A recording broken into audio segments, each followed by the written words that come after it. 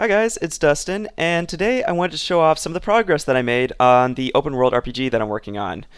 So I first showed off this game in a previous video called My Project of 2022, or something like that.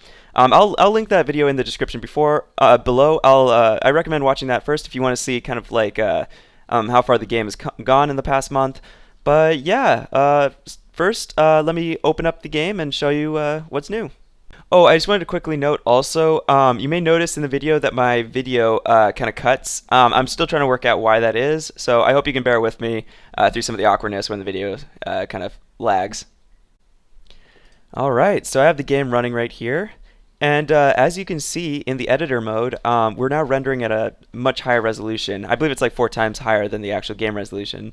And this makes it a lot easier to actually edit these cells because you can actually see what the texture is. Before it was just really chunky, so editing things at a distance was very difficult.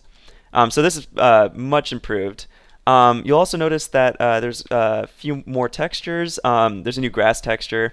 Still not sold on it.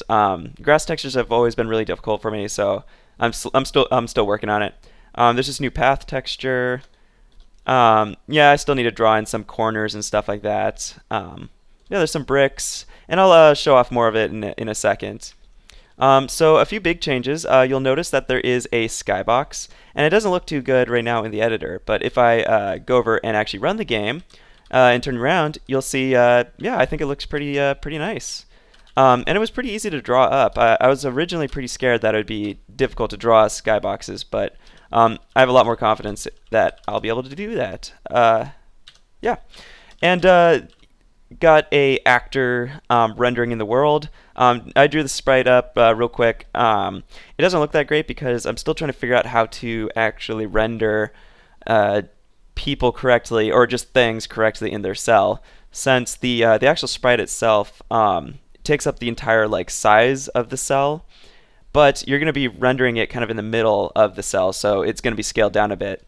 So I'll talk more about what my plans for the future are in a bit, but yeah, so we can run around a little bit. We have a sword, rendering on the screen. I can enter this building now, the Temple of Plaga. Just drew up some temporary art, stuff like that. Yeah, so there's now portals. Before in the Godot version, I had this working pretty well, where you'd be able to basically teleport between worlds just by entering a portal. So this door right here, I just press forward and it'll take me to this to the overworld. You'll see a little bit of a glitch there. The reason for that glitch is because when I click forward, the actual physical position of the player moves one cell forward, but the actual the physical location of the player, the visual location literally interpolates then to that position. So if I go back into the editor, you can see that we basically teleport from right here all the way to the entrance over here, and so it literally interpolates between them, and that's where you see a little bit of a glitch. That shouldn't be too hard to fix, but yeah, it's kind of a problem for right now. If I go back to the dungeon over here, you can see that I can go in here, and I just expanded the dungeon just a tad bit. You'll also notice that there's a fog, and this fog is controllable per world. So in a dungeon, you can have a dark black fog. In a swamp or something, you can have green fog. And it's actually fully controllable. And yeah, that brings me to the next new thing that's changed. I now have my own built GUI system. So it's very simple. Basically, before, what I was doing was I was manually positioning every single button on screen. I was using kind of a cursor-based approach, so I wasn't doing a ton of work to calculate each button. But that became very hard to actually manage. If you wanted to change some of the layout, it was very difficult to do. Just inserting a button was a pain in the butt. So I decided to actually roll my own immediate mode GUI. It's something that I've always wanted to try. I've done a little bit before, but I wanted to actually work out what layout would be and stuff like that, and basically just handle it automatically. Now, I know what a lot of people are going to be saying, like, have you looked at MGUI? There's a ton of other GUI frameworks out there. Why not just use those? And I have a few answers for that. I've used MGUI many times in a lot of my game engines, and I think it's a fantastic tool. I wouldn't really like the actual complexity of MGUI. I wouldn't be able to. I don't need half the complexity there, even a quarter. Um, so there's just a lot of code there that I just wouldn't use in general. Also, I'm kind of treating this project, since this is my hobby. This isn't my full-time job. This project is basically like it's very it's well it's like you have that one person that that has like a wood shop in their garage or whatever, and they build all their own crappy tools and build stuff with it, and that's kind of what I want to do. It's like, yeah, it's not the best tool, but it's mine and I know how to use it, and I'm building my own craft and stuff like that. So that's why I wanted to build my own UI framework. I don't yeah. But yeah, it can do basic things like basic layout. This is all controlled uh, automatically. This props tab is all controlled automatically. There's toggle buttons, just text input, stuff like that. Yeah, just the very basics. Over here in the the environment tab, I actually filled it out so that we can now control the fog. So you can see the fog just got a lot more dense, and then we can also change the color. So if I wanted to make it more red, I can hold down this, make it a little bit more red, and now we have this really kind of ugly red thick fog everywhere. Another thing that you'll notice is over in the Faces tab, we can now control the faces of things individually. And this is important because like over here, let me bring the camera over. You'll see that we have this grass right here, but you can also kind of just look into the void. You see the blue? You can see through it. So what this is going to allow me to do now is individually. So there's an algorithm that figures out which faces to hide and show automatically. But now I can also manually set the faces of some cell. So for example, over here on this cube, I can go over here. I'm going to toggle, let's just toggle the bottom or the south face. So that, I'm toggling the bottom. I can toggle the north face. Should be over, where is it? Yeah, there it is. I can also like set the north face to like a wall or to this chick's head and toggle it and stuff like that. Eventually I want to make it so that I can also optionally render both sides of the face, and even like flip the face, so I can have like an inside out cell, because right now all the faces are facing inward. I might want it to have it outward just for easier placement, to make like higher up multi-leveled buildings and stuff like that. Yeah. I still have to work out the worlds tab. It's not quite there yet. But yeah, the basic GUI system's working, and I can kind of show off a little bit of the code for that. So if I go over to GUI, I'm still using RayLab, of course, to do all the drawing and stuff, but I'm not using the actual Ray GUI components, those widgets. The way it basically works is you basically request a new, using this function, get new bounds. There's some old code in here I need to clean up. But you can basically say, hey, I'm a element that's this big. Give me the position where I need to render myself. And it'll work out the layout and reflow down to the new line.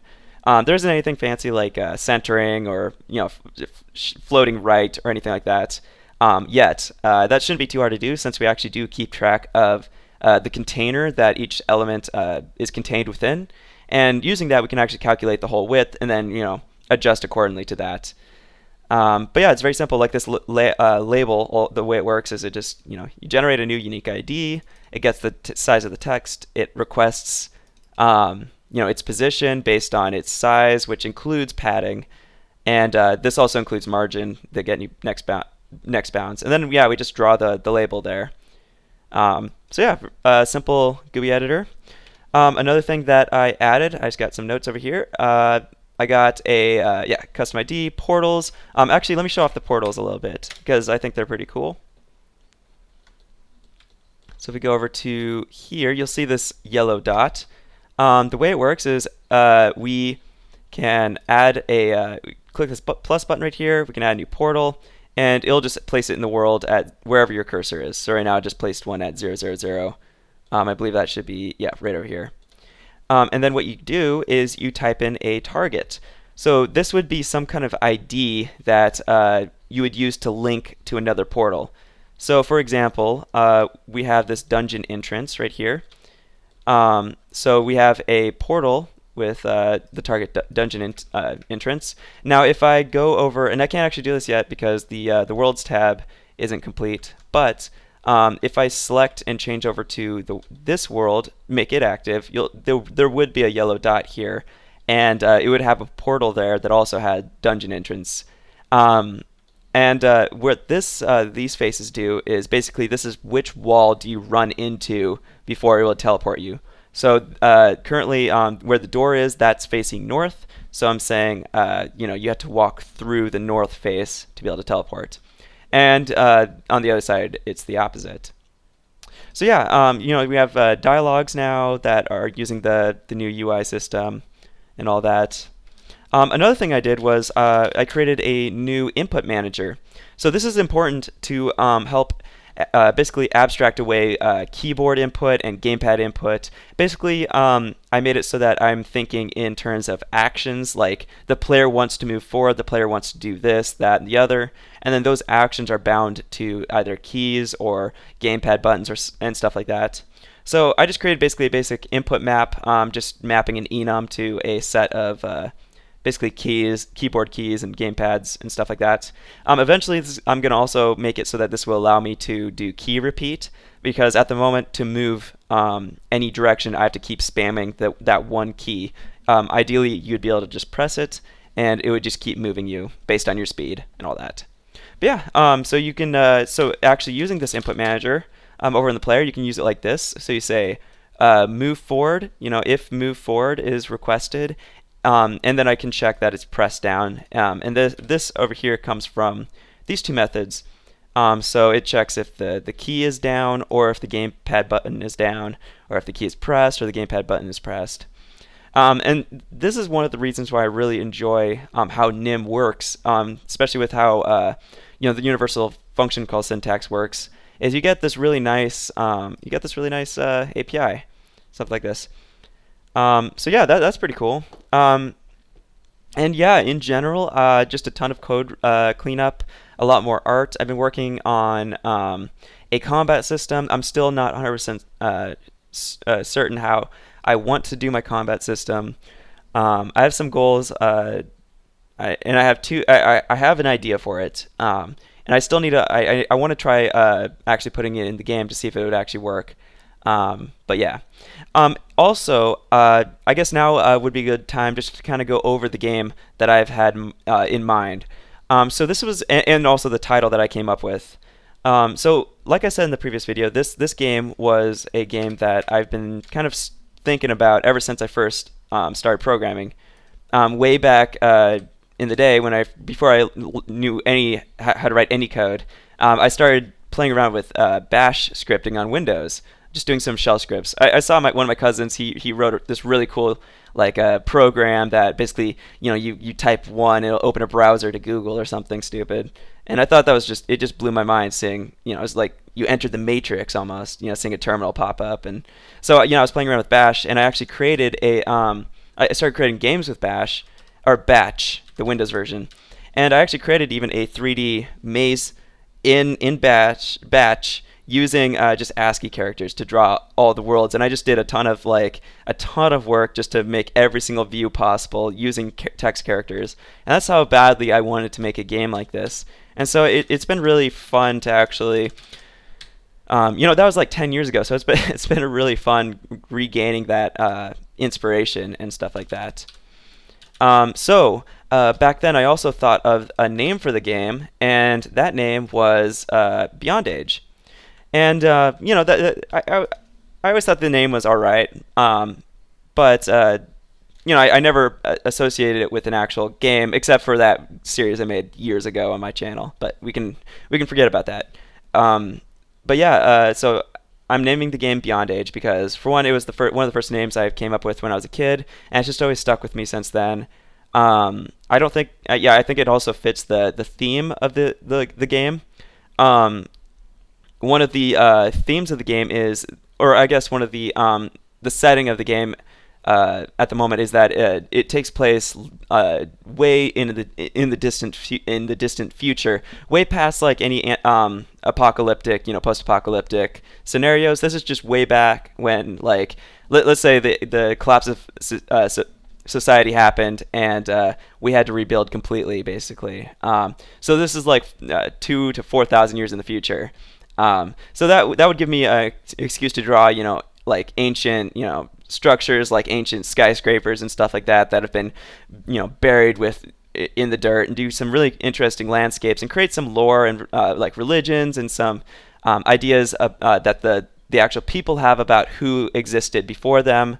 Why there's these giant steel beams that have lasted, centuries or whatever, like, things like that. I still need to do a lot of research to see if, steel can actually survive that long, or what the world would actually look like in 4,000 years in the future if, humanity collapsed. But yeah, that's just some of my ideas. I'm still working out a lot of the details. For the story of who you play as and the actual island that you start on, I've actually worked through quite a few of the details of that. And yeah, I guess that...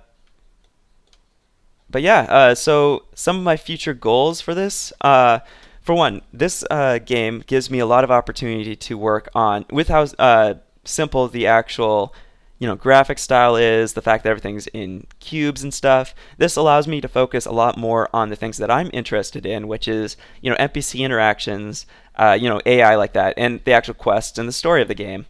And not only that, but just making the world feel like it's alive. I want these people to actually do things, And in a really simple cell-based world, I can do really cheap pathfinding. I could do really cheap, things that make the world kind of more interactive. Like, people are actually going about their day. They might have schedules, I want the villages to feel really real. And when you're in there, I want it to feel like you don't really want to leave. Like, this might be like your people, I don't know, just some ideas. But yeah, this video is a little bit more rambly than normal, but hopefully I can get on a better schedule with how to actually put these out. I hope you guys enjoyed, and yeah, I'll see you in the next video.